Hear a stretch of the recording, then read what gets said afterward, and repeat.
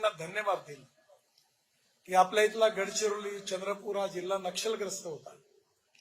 आणि आज त्या भागामध्ये मोठ्या प्रमाणावर उद्योग सुरू झाले, हजारो लोकांना रोजगार निर्माण झाला आणि जर रोजगार निर्माण झालं तर पर कॅपिटा इन्कम आणि ग्रोथ रेट वाढेल आणि रोजगार निर्माण झाला तर गरिबी दूर होईल आणि गरिबी दूर होईल, सस्टेनेबल डेव्हलपमेंट होईल आणि गरिबी दूर होईल तर नक्कीच समृद्ध संपन्न राष्ट्र निर्माण होईल। आणि म्हणून मला आनंद आहे की ज्या विदर्भामध्ये एकाकडे सगळ्याच क्षेत्रामध्ये उत्तम काम होत आहे, कृषी क्षेत्रामध्येही चांगलं काम होत आहे, AI इन ऍग्रिकल्चरची सुरुवात झाली आहे,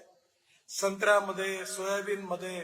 कापसामध्ये अनेक रिव्होल्युशनरी प्रयोग सुरू आहेत। या सगळ्या प्रयत्नामधून कुठेतरी ही जी दलित पीडित शोषित जनता आहे,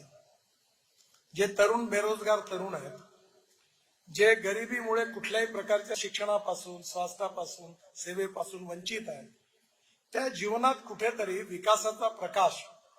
आशेचा सूर त्यांना गवसणार आहे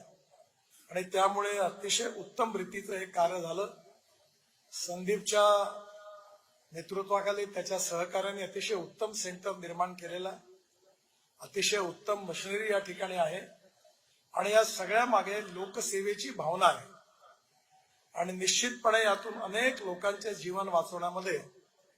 हे गंगाधररावांच्या नावाने असणारं मेमोरियल सेंटर